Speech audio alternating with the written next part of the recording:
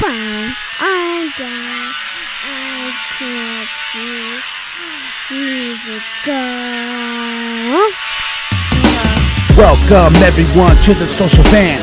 Feeling Kyle sick of the bullshit. So here they are, reppin' C+, ready to turn every podcast to dust. So sit down and shut the fuck up, cause when in doubt, fuck your couch. Welcome everybody to the social vent. Yeah! Ladies and gentlemen, welcome to the social vent podcast. There you fucking go. Jeez. It's gone. We've got complaints. Drop the reboot. But the real truth is Phil couldn't say it. So we had to take it out for him to make it easy for him, and he's still gonna kill me. But as you can see, and as you're gonna hear, I have a special guest. Hi, I'm Flix. I'm part of PopFlix. Unfortunately, Pops couldn't be here today. He demanded more money. He's kind of an asshole like that. Yeah, we couldn't get him. I talked to his manager, and his manager was even more of a dick. And it's like, I demand to be paid X amount. I'm like, I'm not even paying Flix. I'm just bringing Flix on to promote PopFlix, and he's just an asshole. Wait, I'm not getting paid? What? Back to... We'll talk about that later. But, as always, you're joining us on the show. Are you ready? I'm ready. All right, let's jump into the Double Barrel News. X-Men, Dark Phoenix, pushed back again. After they just dropped the trailer, we reviewed the trailer last week. Then we saw the news like immediately after. What is your thoughts? You know, the trailer looked real nice, and when I first saw that it was coming out originally in February, I was so excited about, we're going to get an early year movie to look forward to. And then, even in the comments further down that, just almost immediately after, no, now it's June. I'm just like, so, fuck us. My immediate thought was something's either really terrible with this movie or they're hiding fucking something, which I don't think they are, because I think at this point they're going to kill the Fox universe after this movie. Because remember, New Mutants was supposed to come out last year or two? Something ridiculous like that. Yeah, and automatically they're like, oh, New Mutants is pushed back into November of 2019 or something crazy like that. So far out there where the movie I heard is done. X-Men Dark Phoenix is done. So, and it was done before they even went back and did reshoots. And I know, what's her name? Jennifer Lawrence was pissed. Yeah. Because she's like, what are we going back for? The movie's done. They're like, well, so maybe something's being hidden? I feel like it's more fear from the executive perspective of releasing an early year movie. Because, last year we ended up with Black Panther. It did amazing. Most years, though, early year movies don't do that great. You want the summer box office to make your movie bigger. Unless you're Black Panther. True. Yeah. But I'm saying, this Dark Phoenix movie doesn't look like Black Panther. No, it ain't. It has the word dark in the name, but it ain't no Black Panther. Let's put that out there right now on Fudge Street, okay? Let's get into some more, emotional, happy news. No, I wouldn't say happy, but Chris Evans. Mm-hmm. Has wrapped filming on Avengers 4. And it's been 8 years? Yeah. 8 years as Cap. 8 years as Captain America, and he basically said goodbye. And that broke my heart a little because I especially when Robert Downey Jr. down the line goes and Chris Hemsworth goes and this and that, it's going to be I cannot see anybody else playing those roles just because... Unlike a Batman, you can put anybody in the fucking suits. And unlike a Superman, you can get whoever you want, because they've made so many... iterations of him. We've been 10 years deep on these Marvel movies. Yeah. So... Well, it's kind of funny that this is such a big emotional thing because I feel like it's social networking that has brought that to it. Because there's other people that play characters just that long that when they stopped playing it, you didn't get as much of a big... backlash from the community, not backlash, but, emotional feel, because Daniel Radcliffe playing Harry Potter, he played that role for over 10 years. Mm-hmm. When he left, there wasn't a huge celebration of that. It was just, Yay! We get the final movie finally. I sat in the theater and I was like, oh, thank fucking God these movies are over. That's all I thought. But no, with Chris Evans, like with how deeply these Marvel movies have touched everybody, it's become so ingrained in us. Like it's funny because I'm sure most people might not remember he was the Human Torch. You know, they don't go, oh my gosh, the Human Torch is no more. It's Captain America, a person who like emotionally hit us. The thing for me that like really draws me to Captain Chris Evans saying goodbye was I was never the biggest Captain America guy because he was a Boy Scout. You know, that's easily like the equivalent to Superman. You know, to the extent of like I gotta do good and blah blah blah blah. But you had Chris Evans who's took the character and you basically saw the evolution all the way to Infinity War of this man being like, I'm serving my country. I want to fight Nazis. And then, you know, as you go, he realized the government not the greatest thing in the world. Not the greatest thing in the world. And you have a man torn because he's trying to be all he can be for his country, but then realizing he has to take the back roads. Yeah. To make sure that justice is still served, and that's why that's where I fell in love with Captain was through these movies. I've read a lot of Captain stuff from back in the day. And some stuff is cool, but with this was like, okay, I have a character that I basically am growing up with, and now I have to say goodbye. Ugh, tears me up. Well, see, it's also one of the things that makes him such an emotionally strong character to a lot of us is that we also have grown with Robert Downey Jr. as Iron Man, who is pretty much kind of the opposite of Captain America. They've kind of been two sides of the same coin the entire time, whereas Captain America slowly realized that, you know, he needed to do his own thing to save the world. Iron Man realized he needed to stop doing his own thing and help others to help save the world. So we've had, 10 years of these Marvel movies, starting with Iron Man and still going into Infinity War and, next Infinity War movie coming out, where these two opposites have just become the best of friends, even though they've switched sides. I just watched Civil War again. My favorite part that just emotionally wrecks me to where my wife is like, quit being a bitch, is when Tony turns the cap.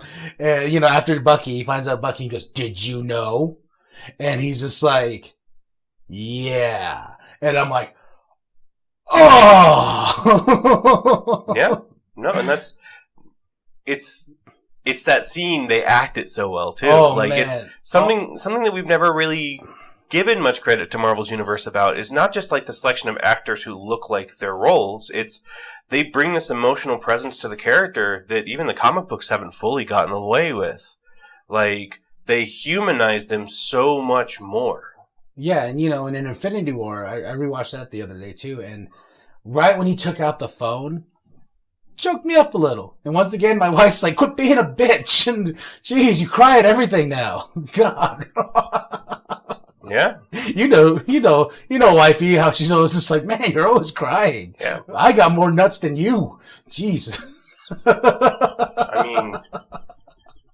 I mean, I'll be honest, you do cry a lot, but you don't whine as much as my partner, so. Yeah, I don't know, that pop guy, I swear, liking everything. I know. And just being like, I love it. No. No.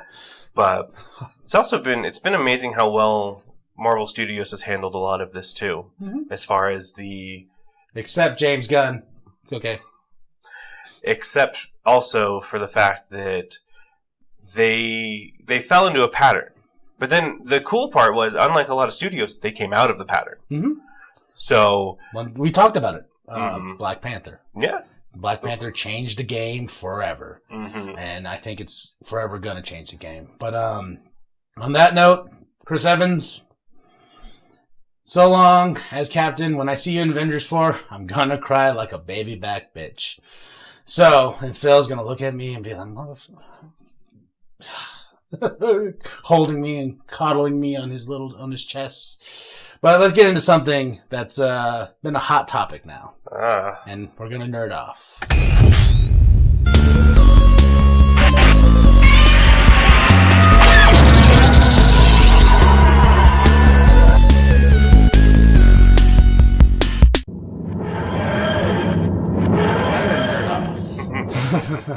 especially about this subject. And, and to the listeners at home who listen to the podcast, you're not going to see this, but I'm going to look at the camera right now and just say, Mr.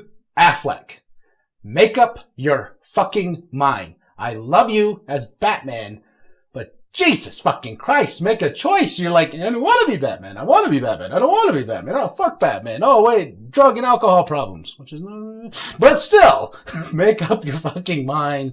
And you've heard him, he rehabbed for 40 days, that sucks. He's dealing with an issue and this and that, but I guess it gave him a little bit of a moment of clarity. It's like, I want to do Batman one more time. Yeah. And I mean, positive to that is at least he went to rehab and he wasn't trying to do Batman drunk.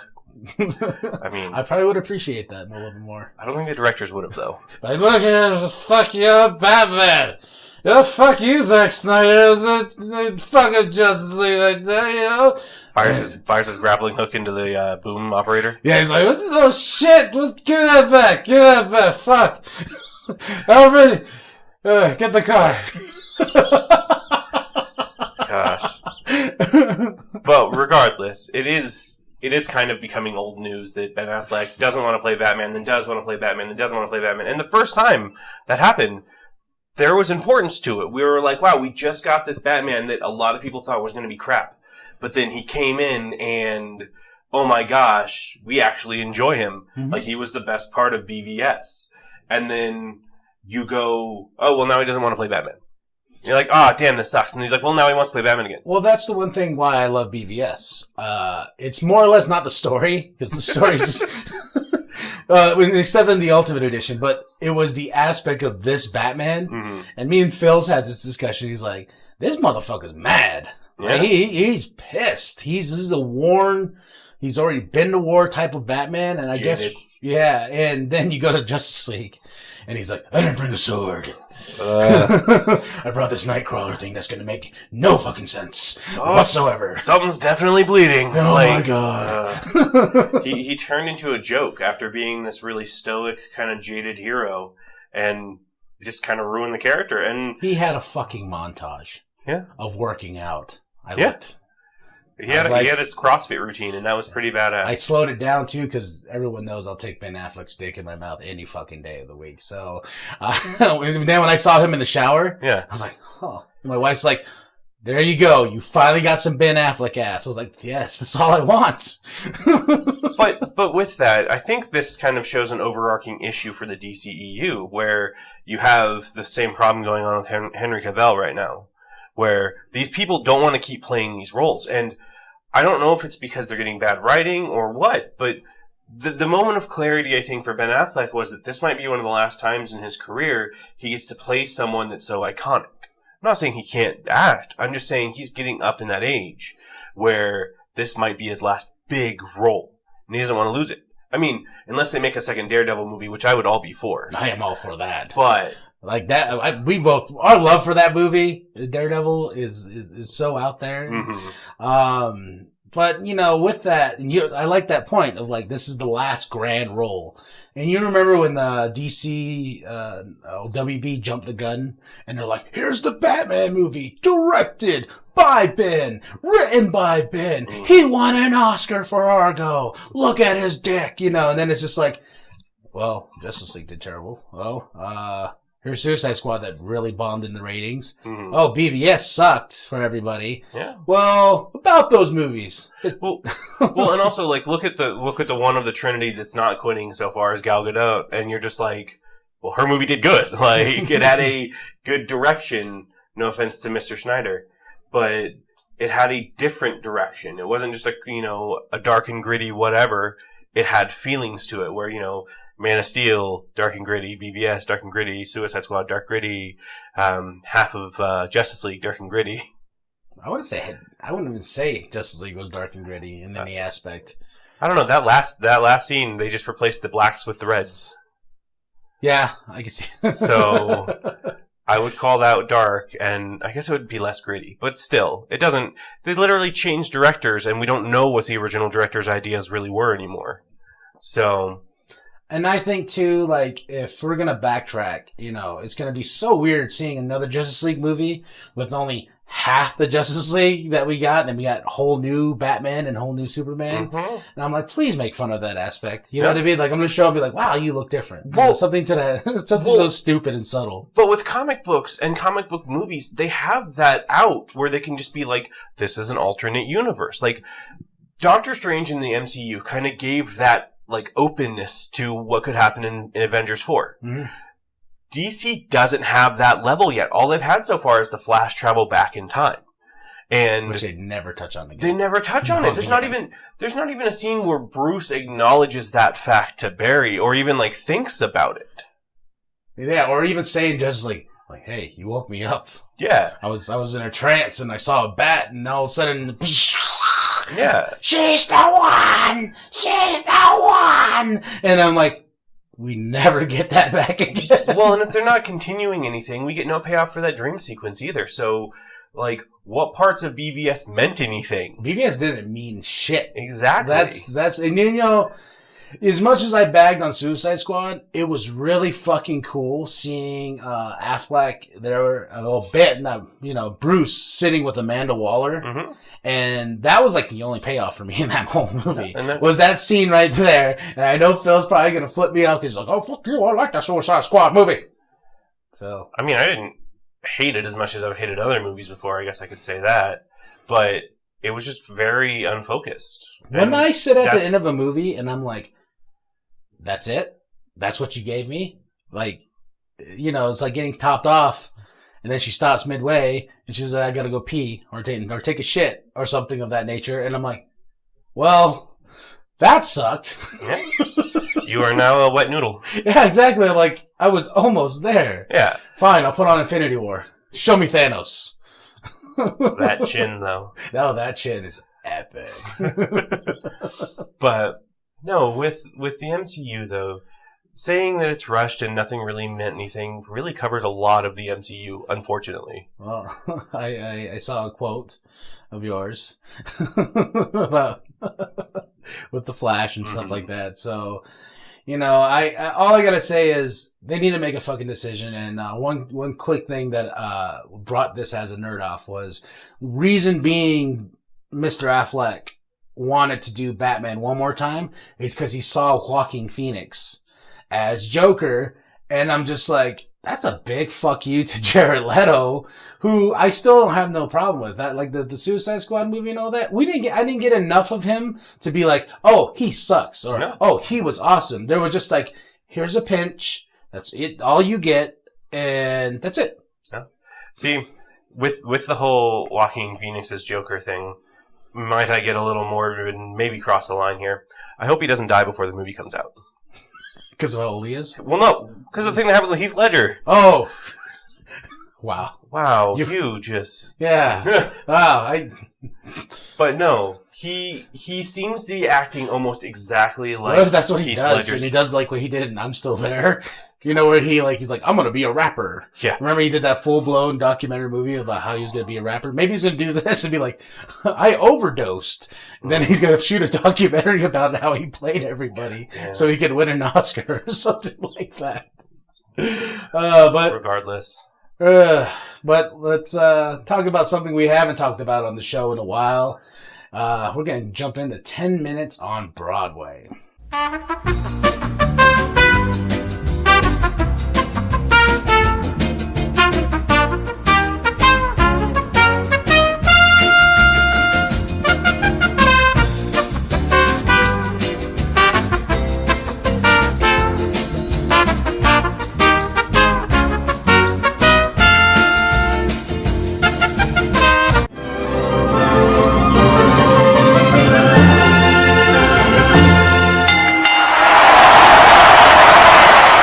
10 Minutes on Broadway. Our favorite subject of wrestling that hasn't been on the fucking show in a while. Well, evidently there haven't been many people talking about that recently.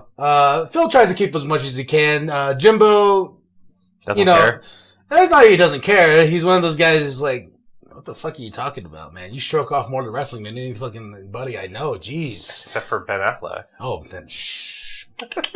Oh, Ben, I love you. But this is, I would say, controversy of Saudi Arabia type thing with offering $20 million to WWE to have The Rock be champion because they go back the next year. And the reason I say controversy, because I bring this up in that sense of my wife brought it up. The Saudi Arabia shows, it's cool. Big shows like the Greatest Royal Rumble. Yep.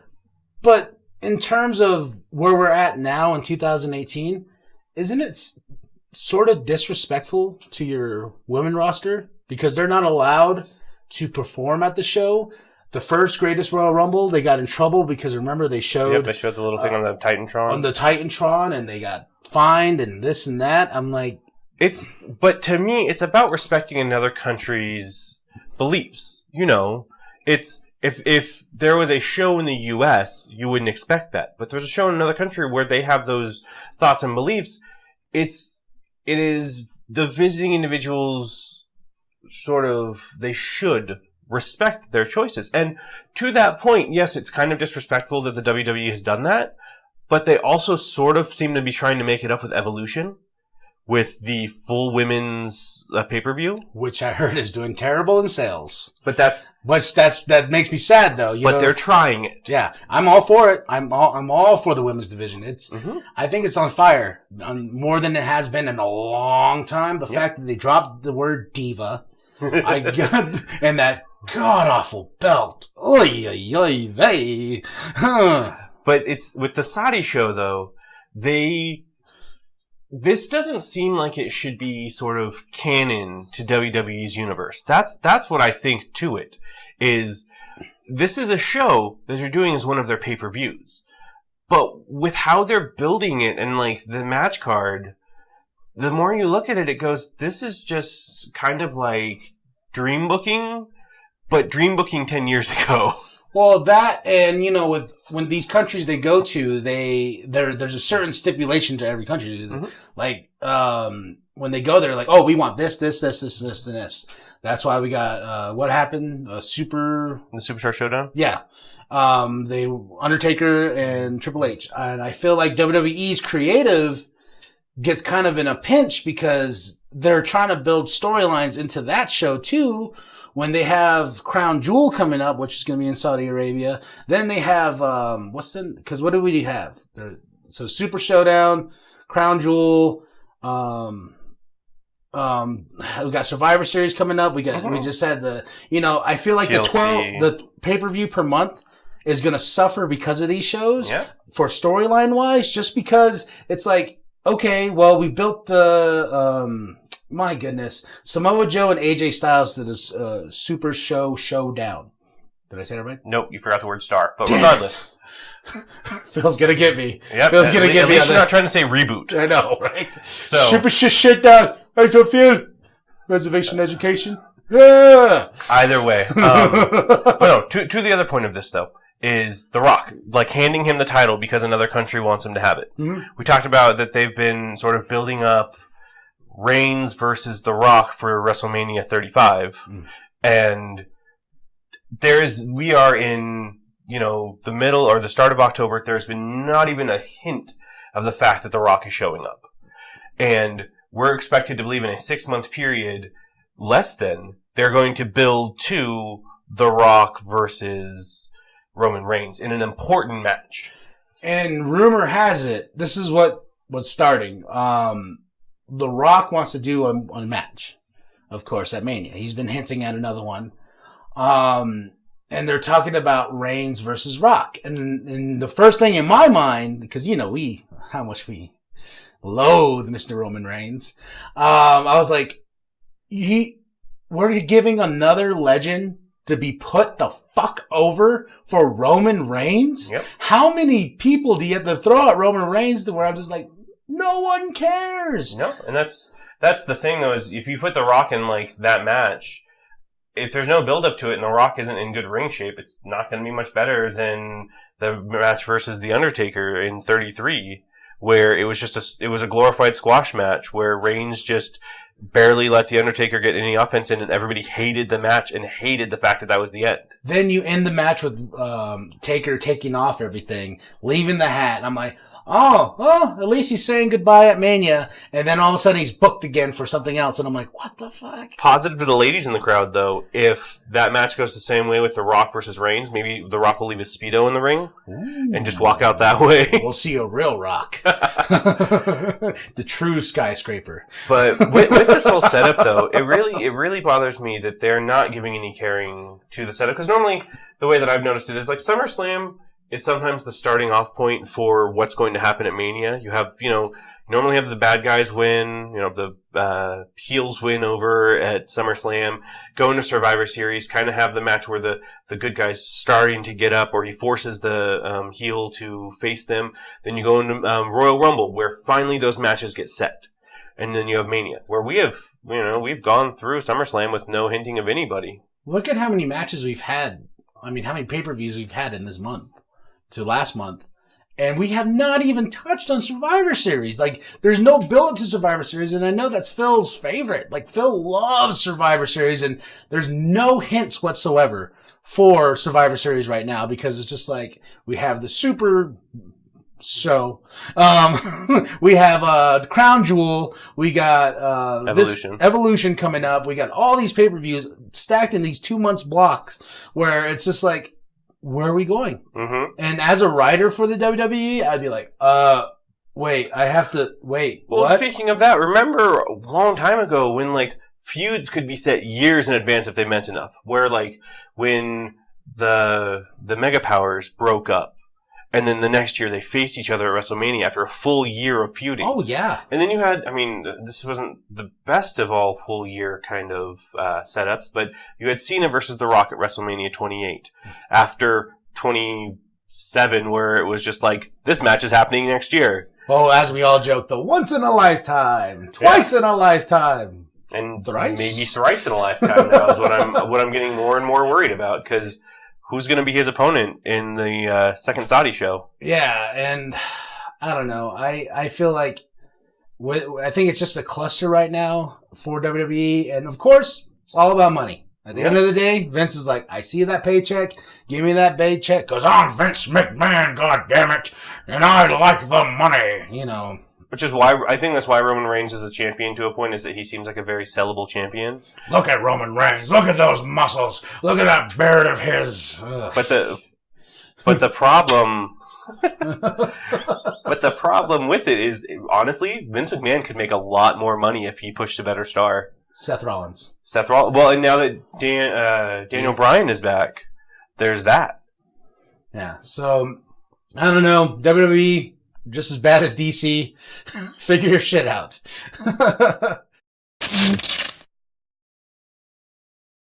Shameless plugs. The greatest segment on this show. Why? Because we talk about ourselves. We put ourselves over. Even though we talk about other people's shit. Shameless plugs is ours, baby. All right. But we're going to leave this off with the groundbreaking new show out of C Plus Studios. God has even said it's beautiful to his ears. I think Chuck Norris has said it puts the Chuck in Norris. I'm reading all these reviews. All of them just galore. Even Ben Affleck has even said, this is what brought me out of rehab. PopFlix has saved my life because he listens to all 3 episodes? All 3 episodes. So far, but it changed him as a man, and now he wants to be Batman because of what the good work you guys are doing. Which is funny, because we haven't actually done a Batman episode yet. No, he didn't need it.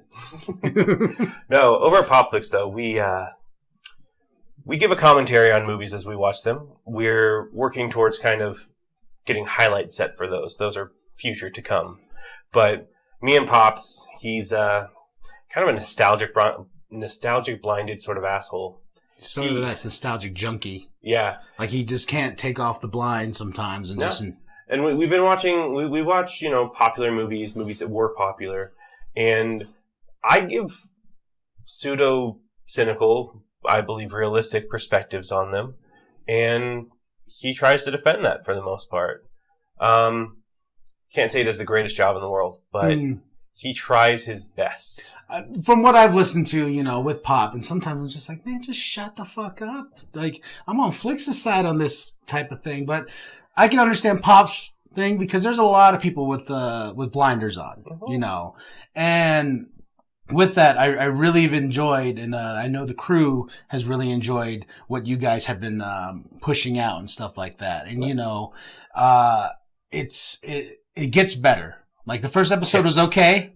Second episode was a little bit more funny than the third episode. Oh my gosh! I mean, our first episode is Superman 2, the Richard Donner cut, and there's only so much you can do with that as far as even just talking. Well, it's a pilot episode, sometimes, but it's still paid off. But we also have a new one coming out in a few weeks. It'll be myself with a couple of my friends. That's PopFlix, Flix and Friends.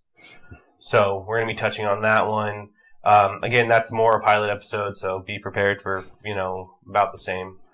But we have our Facebook. Mm-hmm. I believe that's on the C Plus Studio. Yes, cplusstudios.com. cplusstudios.com. Just go there. You can find everything. Yeah, we have our stuff there. We do daily. We also have our Twitter at PopFlix1. But we do daily quotes from movies and kind of give a spin to them. So go there and find them. They're real fun. Yeah, they're fun quotes. And definitely check out PopFlix. There's no schedule. It just comes out when they come out. Mm-hmm. Also, Phil Magana's book. And here's to the camera right there. Go to Amazon.com. And I'm actually going to look at it because I always fuck up and say probe. I don't know why, but poems and prose. I hope I got that right. All right, Amazon.com. Go there. Get his book. Philip Magana, the sexiest piece of chocolate out there, dropping poetry. Mwah! I love you, Phil. And also, cplusstudios.com, brought to you by the most handsome beard of them all. No offense. Mr. Jimbo! He drops that shit like it's hot, like it's on a Sunday. Puts it on the pavement. Jimbo, just throw up your hands, Mr. Jimbo, and Mr. Phil Magana, who can't say reboot. Says the person who can't say star. We're going to edit that out. And also, much love to Matthias that makes us look beautiful, mainly me. But he's killing it with the YouTube videos. He's also putting PopFlix on the YouTube page. There's a lot more content. Go to the YouTube page. Check out Matthias's work. He's killing it. He's adding effects and adding more flair to the show and stuff like that. And yeah, cplusstudios.com where you can find all that. I know I have blown up all your fucking feeds. Looking at the camera right now, I'm really sorry. I'm a promoter. I just promote and I just blow up feeds. And if you're annoyed, you can fuck off. Okay? Because it's just what I'm doing. We're just trying to build this entity that is C Plus Studios. And also, to kind of just wrap this all up, Dwam! We announced it last week. October 31st on Halloween. If you're already subscribed to the show, it's dropping like a podcast. It has a special intro and it has a special outro. That's really fun. My daughter's in the starting, and it's what's so funny about that, she's even in the intro of the song of the show. Mm-hmm. And you know the little monster. Yeah. But yeah, it's dropping. So far, the crew has heard it and they like what they heard. They said it's even Grammy worthy. I was even told that it stands up against Eminem's Kamikaze. So go check it out. And Eminem, yeah, I said that. I'm pointing the finger at the camera right now and telling you, Eminem, my album is going to beat your album this year for a Grammy, for the MTV Music Awards, everything. And guess what? My album was free. There you go.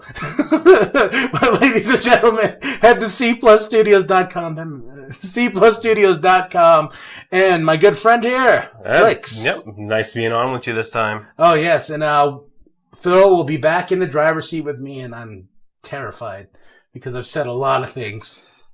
I feel like you're going to have to reap what you sowed. Yeah, my head's already got a headache, so I might call out the next week. Just I've taken shots from the week before. I'm taking more shots. Yeah. And tell Pop he's an asshole. I mean, I do every time before we start. So. Yes, tell him he's too good for our show. He's too good for our show. But anything you'd like to leave? Nothing I can think of this time. All right. Well, ladies and gentlemen, that is the end. That's it. Finito. We're done. Fuck. Jeez. And I know you probably heard the tagline that we always put out there, right? When in doubt, fuck your couch. Can you do that with me? Sure. All right. Cool. All right, ladies and gentlemen. When in doubt, fuck your couch. Woo, baby. Bye. I can't see. Need to go. Welcome everyone to the social van. Feeling Kyle sick of the bullshit. So here they are, reppin' C+, ready to turn every podcast to dust. So sit down and shut the fuck up, cause when in doubt, fuck your couch. Welcome everybody to the social vent. Yeah.